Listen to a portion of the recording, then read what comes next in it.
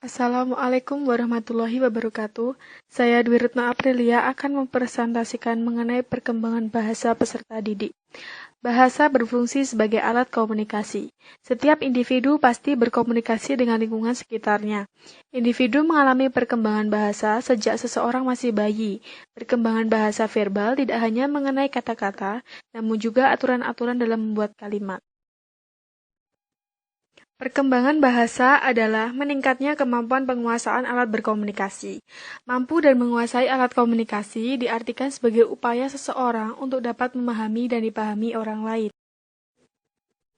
Ada 5 tahap perkembangan bahasa yang dikembangkan oleh Roger Brown.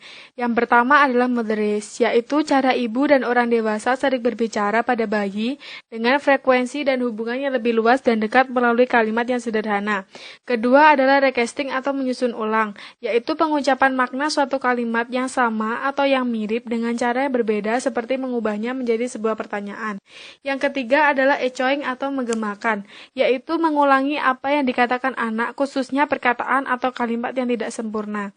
Keempat adalah expanding atau memperluas, yaitu menyatakan ulang apa yang telah dikatakan anak dalam bahasa yang cara canggih. Yang kelima adalah labeling atau memberi nama, yaitu mengidentifikasikan nama-nama benda. Fungsi bahasa bagi anak. Fungsi bahasa yang utama adalah sebagai alat berkomunikasi. Jika kita mengkaji fungsi bahasa sebagai alat komunikasi dalam masyarakat, maka dapat kita bedakan fungsi bahasa itu menjadi dua fungsi, yaitu perorangan dan fungsi kemasyarakatan. Perbedaan individual dalam kemampuan dan perkembangan bahasa. Individu dilahirkan telah memiliki kapasitas berbahasa. Mereka belajar berbahasa sesuai dengan apa yang mereka dengar, lihat, dan hayati dalam kehidupan sehari-hari. Perkembangan bahasa anak terbentuk oleh lingkungan yang berbeda-beda, sejalan dengan individual differences, dan telah dijelaskan bahwa kemampuan berpikir anak berbeda-beda. Berpikir dan bahasa mempunyai hubungan yang erat. Peranan bahasa bagi anak. Manusia dalam kehidupannya tidak terlepas dengan bahasa, tetapi harus menggunakan bahasa sebagai alat komunikasi. Dengan mampu menggunakan bahasa, mereka akan mudah dalam bergaul dan mudah menyesuaikan diri dengan lingkungannya. Dengan demikian, bahasa mempunyai peran yang penting bagi kehidupan manusia. Terdapat 3 peranan bahasa yang penting untuk diketahui. Ketiga peranan itu dapat diuraikan sebagai berikut. Pertama, bahasa merupakan sarana utama untuk berpikir dan bernalar. Kedua, bahasa sebagai alat penerus dan pengembang kebudayaan. Ketiga, di dalam suatu masyarakat, bahasa mempunyai peranan yang penting dalam mempersatukan anggotanya. Permasalahan bahasa bagi anak. Anak-anak yang berusia 0-6 tahun mempunyai permasalahan tersendiri dalam berbahasa, khususnya dalam bicara. Anak-anak usia tersebut sangat sensitif dalam usaha untuk bicara dengan orang-orang di sekelilingnya. Permasalahan bicara anak terkait erat dengan alat pendengaran, bunyi ujar yang didengarnya, dan alat artikulasi yang dimilikinya.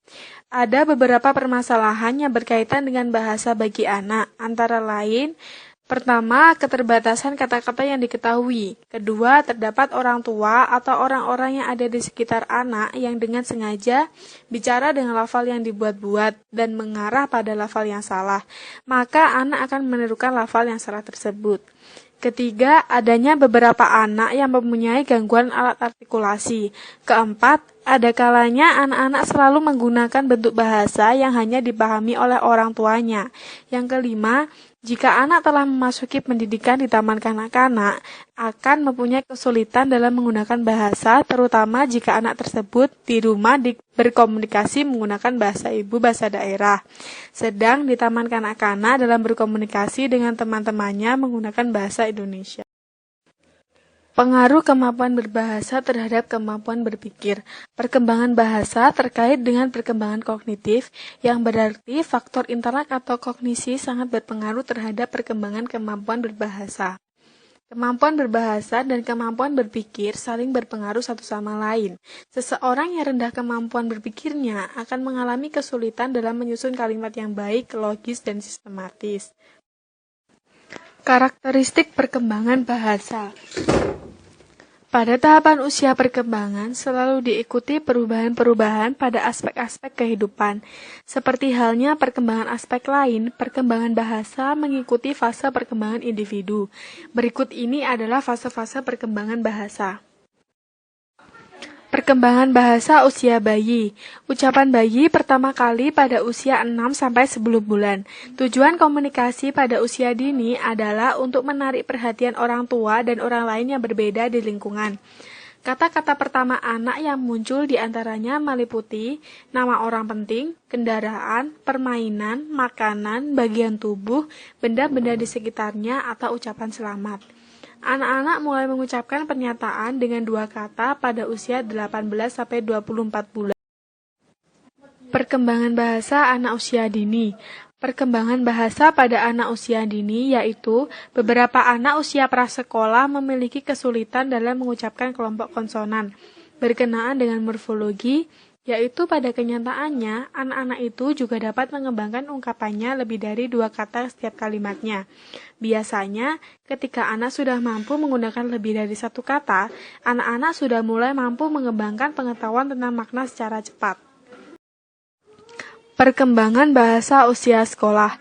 Usia sekolah dikarakteristikkan dengan pertumbuhan dalam semua aspek bahasa. Pada usia 5 tahun, anak mengalami perkembangan pragmatik, di antaranya, anak sangat sering menggunakan bahasa untuk mengajukan permintaan, mengulang untuk perbaikan, dan mulai untuk menggunakan topik tentang gender. Pada 6 tahun, anak mulai mengulang kata dengan cara elaborasi untuk pembetulan dan menggunakan kata-kata keterangan. Usia 7 tahun, anak menggunakan dan memahami sebagian besar istilah identik. Usia 8 tahun, anak mulai mengenal makna yang non-literal dalam bentuk permintaan langsung dan mulai mempertimbangkan maksud-maksud lainnya. Dan usia 9 tahun, anak mulai memelihara topik melalui beberapa perubahan. Yang keempat, perkembangan bahasa remaja. Bahasa remaja adalah bahasa yang telah berkembang. Bahasa remaja terbentuk dari kondisi lingkungan. Pola bahasa yang dimiliki adalah bahasa yang berkembang di dalam keluarga atau bahasa ibu. Perkembangan bahasa remaja dilengkapi dan diperkaya oleh lingkungan masyarakat di mana anak tinggal. Proses pembentukan pribadi remaja yang dihasilkan dari pergaulan dengan masyarakat akan memberikan ciri khas dalam perilaku berbahasa. Ada beberapa faktor yang menyebabkan perbedaan dalam belajar berbicara atau kemampuan bahasa menurut Harlock 1978. Yang pertama adalah umur anak. Individual bertambah umur akan semakin matang pertumbuhan fisiknya, bertambah pengalaman, dan meningkatkan kebutuhannya. Bahasa seseorang akan berkembang sejalan dengan bertambahnya kebutuhan dan pengalamannya. Faktor fisik juga ikut berpengaruh terhadap perkembangan bahasa sehubungan dengan semakin sempurnanya pertumbuhan organ bicara, kerja otot-otot untuk melakukan gerakan-gerakan dan isyarat. Pertumbuhan fisik pada usia kanak-kanak berkenaan dengan perkembangan motorik kasar atau gross motor dan motorik halus atau fine motor dapat mendorong perkembangan bahasa awal seiring dengan gerakan anak ketika bermain. Pada masa remaja, perkembangan biologis yang menunjang kemampuan berbahasa telah mencapai tingkat kesempurnaan. Dengan diiringi oleh perkembangan intelektual, anak akan mampu menunjukkan cara berkomunikasi dengan baik. Kedua adalah kesehatan atau kondisi fisik anak. Anak yang sehat lebih cepat belajar bahasa daripada anak yang tidak sehat, karena motivasinya lebih kuat untuk menjadi anggota kelompok sosial dan berkomunikasi dengan anggota kelompok tersebut. Keadaan badan yang sehat memungkinkan anak untuk bergerak dinamis, mengikuti kegiatan-kegiatan yang memfasilitasi perkembangan bahasa. Karena aktivitas kelompok demikian mengharuskan anggotanya untuk berkomunikasi satu sama lain. Anak yang kondisi fisiknya mengalami hambatan dalam perkembangan akan berpengaruh terhadap perkembangan bahasa. Seseorang yang cacat dan terganggu kemampuannya untuk berkomunikasi seperti bisu, tuli, gagap, organ suara tidak sempurna, akan mengganggu perkembangan berkomunikasi dan tentu saja akan mengganggu perkembangan dalam berbahasa. Yang ketiga adalah kecerdasan anak. Lingkungan memberi kesempatan dan memfasilitasi anak untuk berkembang, untuk meniru atau merespons stimulus dari lingkungan, misalnya tentang bunyi atau suara, gerakan, dan mengenal tanda-tanda, memerlukan kemampuan motorik yang baik. Kemampuan motorik seseorang berkorelasi positif dengan kemampuan intelektual atau tingkat berpikir. Ketepatan meniru, memproduksi perbendaharaan kata-kata yang diingat, kemampuan menyusun kalimat dengan baik dan memahami atau menangkap maksud suatu pernyataan pihak lain sangat dipengaruhi oleh kerja pikir atau kecerdasan anak. Anak yang memiliki kecerdasan tinggi memungkinkan belajar bahasa lebih cepat dan memperlihatkan penguasaan bahasa yang lebih unggul daripada anak yang tingkat kecerdasannya rendah. Yang keempat adalah status sosial ekonomi. Keluarga yang berstatus sosial ekonomi baik akan mampu menyediakan situasi atau mampu memfasilitasi bagi perkembangan bahasa anak-anak dan anggota keluarganya. Stimulus untuk dapat ditiru oleh anak-anak dari anggota keluarga yang berstatus sosial tinggi berbeda dengan keluarga yang berstatus sosial rendah. Fasilitas yang tersedia, misalnya buku-buku, koran, televisi, komputer, dan fasilitas lain yang dimiliki oleh keluarga, akan mempengaruhi perkembangan kemampuan bahasa reseptif dan bahasa ekspresif. Umumnya, status sosial ekonomi berkorelasi dengan tingkat pendidikan individu. Dengan kata lain, hal ini akan lebih tampak perbedaan perkembangan bahasa bagi anak yang hidup di dalam keluarga terdidik dan tidak terdidik. Dengan kata lain, anak dari kelompok yang status sosial ekonominya tinggi lebih mudah belajar bahasa, mengungkapkan dirinya lebih baik, dan lebih banyak mempunyai kesempatan untuk mengembangkan kemampuan berbahasa daripada anak yang keadaan sosial ekonominya lebih rendah. Hal ini disebabkan oleh anak-anak dari kelompok sosial ekonomi yang lebih tinggi, lebih banyak didorong, difasilitasi dengan majalah anak, buku-buku bacaan, dan mendapatkan bimbingan untuk melakukannya. Yang kelima adalah jenis kelamin. Dibandingkan dengan anak perempuan, anak laki-laki tertinggal dalam belajar berbicara atau belajar bahasa. Pada setiap jenjang umur, kalimat anak laki-laki lebih pendek dan kurang betul tata bahasanya. Kosakata yang diucapkan lebih sedikit dan pengucapannya kurang tepat ketimbang anak perempuan. Hal demikian terkadang didukung oleh keadaan di mana perempuan yang diizinkan secara budaya untuk banyak bicara dan sebaliknya laki-laki yang tidak diizinkan untuk bicara. Yang keenam adalah kondisi lingkungan. Individu bertumbuh dan berkembang dalam lingkungan yang berbeda-beda dan umumnya heterogen. Lingkungan memberi pengaruh yang cukup besar dalam perkembangan bahasa. Perkembangan bahasa di lingkungan perkotaan akan berbeda dengan di lingkungan pedesaan. Begitu pula perkembangan bahasa di daerah pantai, pegunungan, dan daerah-daerah terpencil akan menunjukkan perbedaan. Pada dasarnya, bahasa dipelajari dari lingkungan. Lingkungan yang dimaksud adalah lingkungan keluarga, sekolah, dan masyarakat.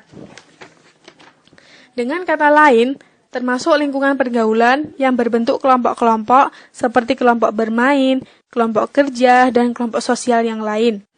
Lingkungan yang memfasilitasi perkembangan bahasa, misalnya membiasakan anak untuk membaca, menceritakan pengalamannya ketika liburan. Yang ketujuh adalah motivasi dan keinginan berkomunikasi. Motivasi yang diperoleh anak untuk mengembangkan kemampuan berbahasa didapat dari lingkungan. Semakin banyak anak didorong untuk berbicara dengan jalan mengajaknya berkomunikasi dan didorong untuk meresponnya, akan semakin awal mereka belajar berbicara dan semakin baik kualitas penguasaan bahasanya. Semakin besar keinginan untuk berkomunikasi dengan orang lain, semakin besar motivasi anak untuk belajar berbicara dan mengembangkan kemampuan bahasa, dan dengan demikian, anak semakin bersedia menyisihkan waktu dan usaha yang diperlukan untuk belajar. Yang kedelapan adalah ukuran keluarga. Anak tunggal atau anak dari keluarga kecil biasanya berbicara dan berkembang kemampuan berbahasanya lebih awal dan lebih baik daripada anak dari keluarga besar. Hal ini disebabkan oleh orang tua yang dapat menyisihkan waktu lebih banyak untuk membelajarkan anaknya berbicara. Yang kesembilan adalah urutan kelahiran. Dalam keluarga yang sama, anak pertama lebih unggul dalam kemampuan berbicara ketimbang anak yang lahir kemudian. Hal ini disebabkan orang tua dapat menyisihkan waktunya lebih banyak untuk membelajarkan dan mendorong anak yang lahir pertama dalam belajar bicara ketimbang anak yang lahir kemudian. Orang tua terkadang perlakukan berbeda ketika menerima kelahiran anak pertamanya. Semua perhatian seolah dicurahkan untuk anak, termasuk di dalamnya komunikasi yang dilakukan. Yang ke-10 adalah metode pelatihan anak. Anak-anak yang dilatih secara otoriter yang menekankan bahwa anak yang harus dilihat dan bukan didengar merupakan hambatan dalam belajar. Sedangkan pelatihan yang memberikan keleluasaan dan demokratis akan mendorong anak untuk belajar. Dengan cara pelatihan atau pola asuh demokratis dan kebebasan memberi kesempatan anak untuk belajar tanpa takut salah. Yang ke-11 adalah kelahiran kembar. Anak yang lahir kembar umumnya terlambat dalam perkembangan bicaranya, terutama karena mereka cenderung lebih banyak bergaul dengan saudara kembarnya dan hanya memahami logat khusus yang mereka miliki. Hal ini dapat melemahkan motivasi mereka untuk belajar bicara agar orang lain dapat memahami mereka. Yang ke-12 adalah hubungan dengan teman sebaya. Semakin banyak hubungan anak dengan teman sebayanya dan semakin besar keinginan mereka untuk diterima sebagai anggota kelompok sebaya, akan semakin kuat motivasi anak untuk mengembangkan kemampuan bahasanya. Hal ini dapat dipahami karena anak ingin selalu nyambung dengan teman sebayanya, sehingga ia terdorong untuk belajar bahasa. Dan yang terakhir adalah kepribadian. Anak yang dapat menyesuaikan diri dengan baik cenderung kemampuan bicaranya lebih baik secara kuantitatif maupun kualitatif daripada anak yang penyesuaiannya dirinya dengan kurang baik. Kenyataannya, bicara seringkali dipandang sebagai salah satu petunjuk anak yang sehat mental. Upaya pengembangan kemampuan bahasa dan implikasinya dalam penyelenggaraan pendidikan. Ada 4. Yaitu yang pertama, meningkatkan kemampuan membaca. Membaca melibatkan belajar memahami dan menggunakan bahasa, khususnya bentuk bahasa tulis. Berbicara sering merupakan proses belajar alami, sementara membaca memerlukan usaha dan pembelajaran tertentu. Anak-anak yang terlatih kemampuan membacanya, hal ini pada akhirnya akan membuka pintu untuk menguasai berbagai pelajaran seperti sains, matematika, dan sejarah.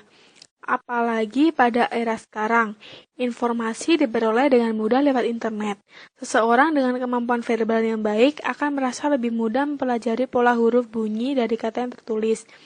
Pada gilirannya, hal ini akan dapat membantu meningkatkan keterampilan menulis. Kedua, meningkatkan keterampilan menulis. Keterampilan membaca dan menulis mungkin dikembangkan secara terpisah, tetapi lebih sering keduanya berjalan seiring.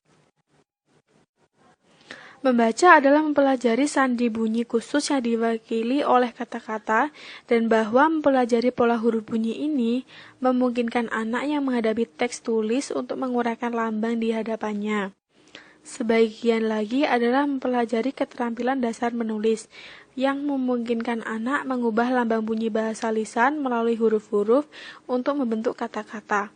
Keterampilan membaca dan menulis keduanya merupakan keterampilan dasar dalam berkomunikasi. Kata-kata yang tertulis merupakan dasar dari buku-buku dan bagian dari laporan, puisi, pidato, cerita, dan surat. Mengembangkan keterampilan menulis akan membuat lebih mudah untuk menyusun pikiran dan gagasan yang kemudian dapat dituangkan di atas kertas. Guru hendaknya memfasilitasi kebiasaan menulis sejak awal sekolah.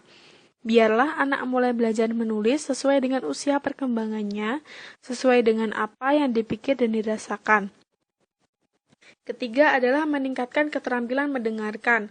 Untuk meningkatkan kemampuan bahasa anak secara komplit, perlu dikembangkan juga keterampilan mendengarkan. Seseorang yang memiliki kemampuan mendengarkan yang baik, memungkinkan ia berkomunikasi dengan baik pula, secara antarpribadi maupun dalam kelompok. Dalam komunikasi antarpribadi, seseorang dengan kemampuan mendengarkan yang baik dapat berkomunikasi secara ringkas dan tepat merespon kata-kata orang lain, karena itu memungkinkannya untuk memberi respon secara efektif. Oleh karena itu, guru hendaknya melatihnya melalui kegiatan diskusi atau yang lain yang memungkinkan anak berlatih kemampuan mendengarkan. Dan yang terakhir adalah memberi kesempatan untuk bercakap-cakap. Anak-anak belajar dengan meniru, dan tidak ada cara yang lebih baik untuk membuat mereka mempraktikkan keterampilan verbal, kecuali dengan memintanya berbicara.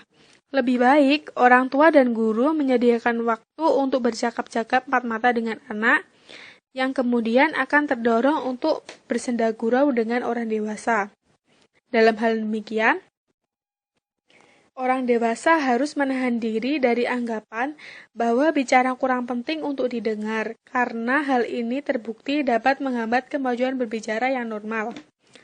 Orang tua dan guru sering banyak memberi tekanan pada bacaan dan pekerjaan sekolah anak dan melupakan pentingnya belajar berkomunikasi. Apalagi terkadang dihambat oleh budaya diam itu baik, diam itu selamat. Hal ini seringkali tidak menguntungkan anak yang ingin belajar mengemukakan pikiran dan perasaannya secara lisan.